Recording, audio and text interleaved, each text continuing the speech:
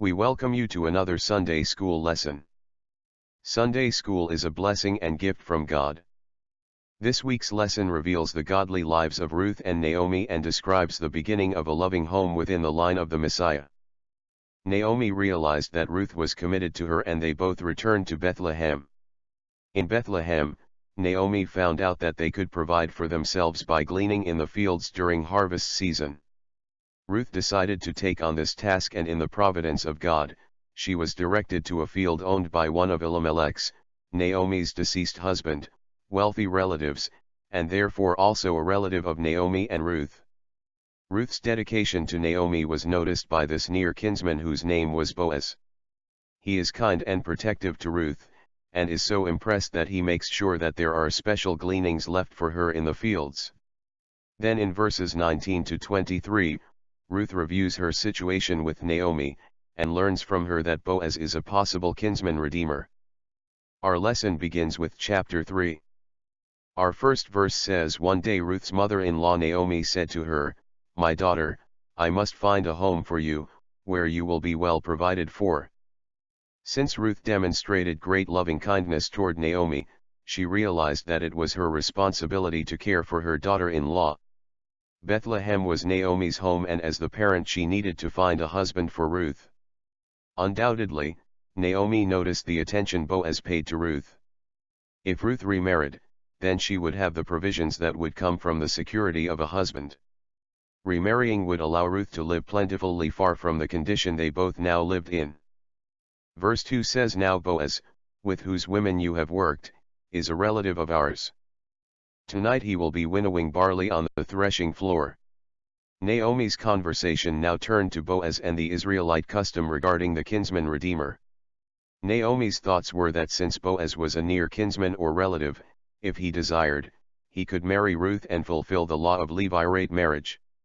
This would make it possible for the property rights that belonged to Elimelech to remain in the family, since any children that Boaz and Ruth might have would be considered Mahlon's, Ruth's deceased husband, children, and they would inherit the property. Realizing this, Naomi took the initiative in quietly arranging this marriage. She said to Ruth, "Tonight he will be winnowing barley on the threshing floor." Boaz probably spent the night beside the threshing floor in order to wait for his turn to thresh grain, which was often done at night since the days were spent harvesting.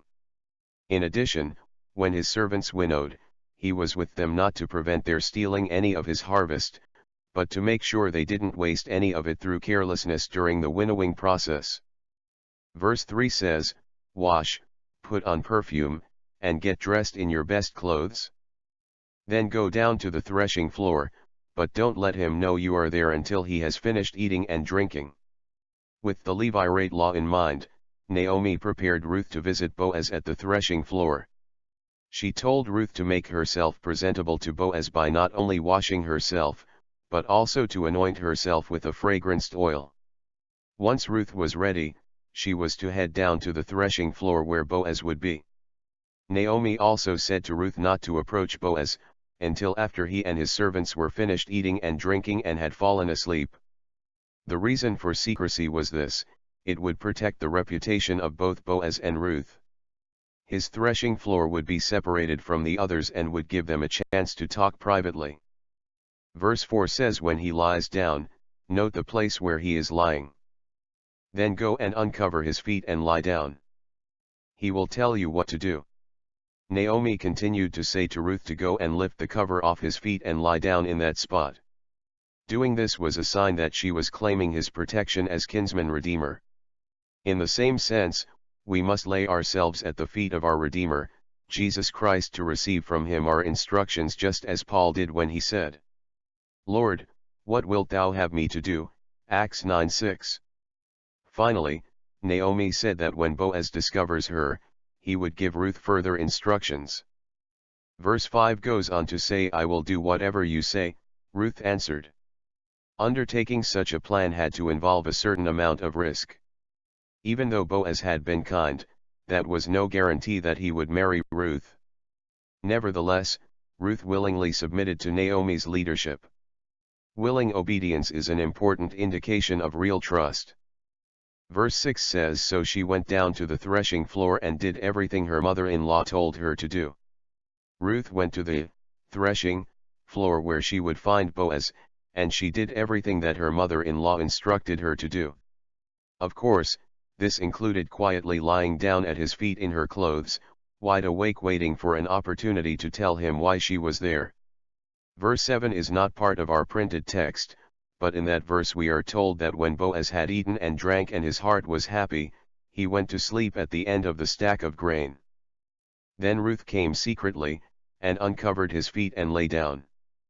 Verse 8 says, in the middle of the night something startled the man, he turned and there was a woman lying at his feet. Boaz awoke at midnight and made a shocking discovery. Boaz was surprised when he turned over, and found that a woman was lying at his feet. No doubt he wondered, what in the world is going on? We can imagine his shock when Boaz stretched out his legs and bumped into Ruth. Verse 9 says, who are you? He asked. I am your servant Ruth, she said. Spread the corner of your garment over me, since you are a guardian redeemer of our family. Of course, Boaz's first question was, who are you? In response to his question she said, I am Ruth your servant, indicating her submission to him. Then she said, spread the corner of your garment over me, since you are a guardian redeemer of our family. It's interesting that the word garment here is the same word that is translated, wings, in Ruth 2:12. Ruth had placed herself under the wings or the protection of the Lord. Now she was asking Boaz to provide that same protection to her by becoming her husband. Then Ruth explained to Boaz why she had made such a bold request to him. She said, because you are a guardian redeemer of our family, a near relative. Verse 10 says, the Lord bless you, my daughter, he replied. This kindness is greater than that which you showed earlier, you have not run after the younger men, whether rich or poor. Boaz responded favorably to Ruth's actions. First, he called for God's blessing upon her, saying, the Lord bless you, and referred to her as my daughter, most likely because of the difference in their ages. Then Boaz gave the reasons why he was so pleased with Ruth. He said, first, Ruth was showing more kindness when she showed her loyalty to Naomi. Her next act of kindness was in thinking of family responsibilities when considering marriage.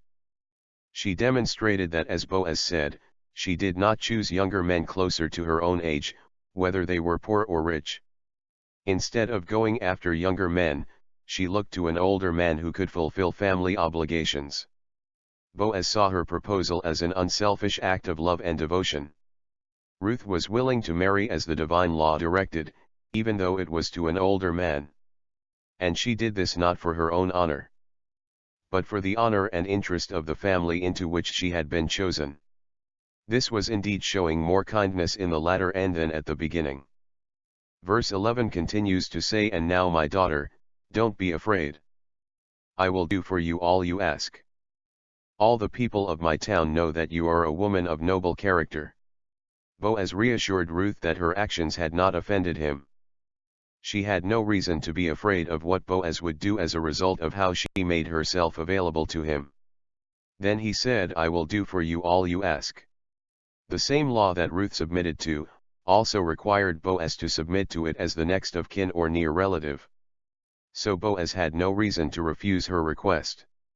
He would not hesitate to marry Ruth because he knew that the people know that Ruth is a woman of noble character. Even though she was a foreigner from Moab, that didn't matter because she was morally pure and good. Ruth was loyal and selfless in how she honored both Naomi and Boaz. Verse 12 says, although it is true that I am a guardian redeemer of our family, there is another who is more closely related than I. Even though Ruth was a Moabitess, Boaz accepted her as his Israelite relative through Naomi's deceased son Mahlon. Boaz confirmed this by saying, it is true that I am a guardian redeemer of our family. But Boaz remembers that there is one major obstacle preventing him from marrying Ruth and acting as her kinsman redeemer. Boaz had to make his promise to marry Ruth conditional because there was a relative that was a nearer relative to Elimelech, Naomi's husband, than Boaz was. Therefore, the right of redemption belonged to that person. Boaz knew this, but we may reasonably assume that Naomi didn't. She had been away in Moab for over 10 years, and maybe she did not know every relative of her deceased husband, Elimelech. If she had known there was a closer relative, she would have never sent her daughter-in-law to make her claim to Boaz. In verses 13 to 15, Boaz suggested that Ruth spend the night there in the threshing floor, for he knew that it would not have been safe for her to go home in the dead of the night. Notice that Boaz didn't tell her to go to this other kinsman herself, probably because he knew that would be difficult for her. So he promises two things. First, that he would go to the other kinsman and explain the situation to him and see what he says. Second, he promises that if the other kinsman refuses to do the kinsman's part, he would marry Ruth the widow, redeem the land, and in so doing repair the family. Boaz made a conditional covenant to marry Ruth. It was conditional because completing the covenant depended on the response from the other kinsman. The remainder of our lesson continues with verse 16. Verse 16 says, "When Ruth came to her mother-in-law, Naomi asked, 'How did it go, my daughter?' Then she told her everything Boaz had done for her. When Ruth returned home, Naomi asked her, 'How did everything go?' Naomi was really asking Ruth, 'Are you a wife or not?' In response to Naomi's question, Ruth shared everything that Boaz had done for her during her visit with him. Verse 17 says, "And added, 'He gave me these 6 measures of barley, saying, Don't go back to your mother-in-law empty-handed.'" As she shared with Naomi what Boaz had done for her, Ruth also said Boaz had sent Ruth back to her mother-in-law with a large amount of wheat. Of course, this gift would be greatly appreciated by her poor mother-in-law.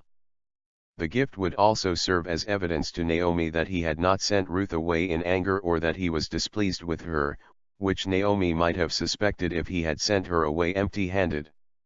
We have to marvel at the loving kindness that Boaz consistently showed.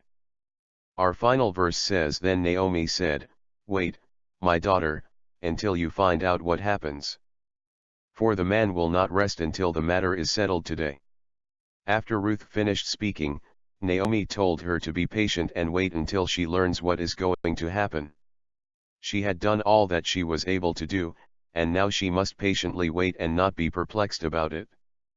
The lesson here is this: in any situation, do all that you can do and leave the results to the Lord. Then Naomi assured Ruth that Boaz, having taken it upon himself to handle the matter, would prove that he was a faithful, careful friend. Naomi trusted so much in the integrity of Boaz that she believed that he would bring this matter to a resolution that same day. Although it was a busy time for him in his fields and his threshing floor, yet being committed to serve his friends and relatives, Boaz was not going to neglect them. The book of Ruth ends with her marriage to Boaz and the birth of a son whom they named Obed.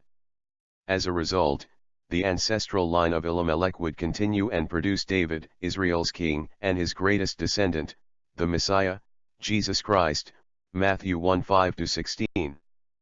Key verse. "The Lord bless you, my daughter," Boaz replied. "This kindness is greater than that which you showed earlier." Ruth 3:10. The earlier kindness which Ruth had shown to the family of Boaz, was in her love and fidelity to her husband, and her affectionate regard and loyalty to her mother-in-law.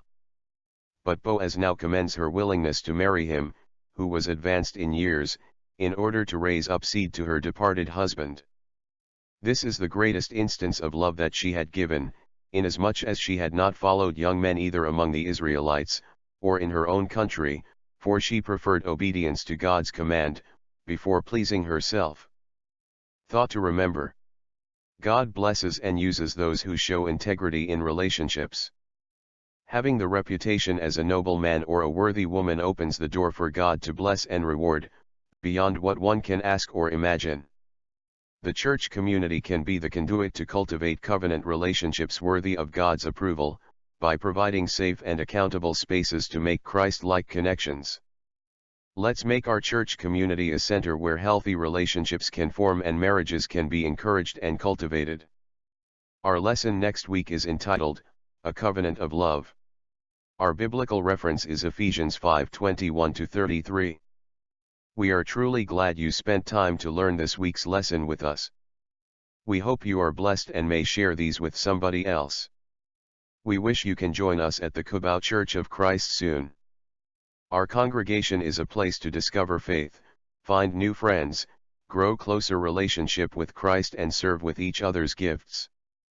Thank you very much, have a great week, and God bless you always, dear brothers and sisters.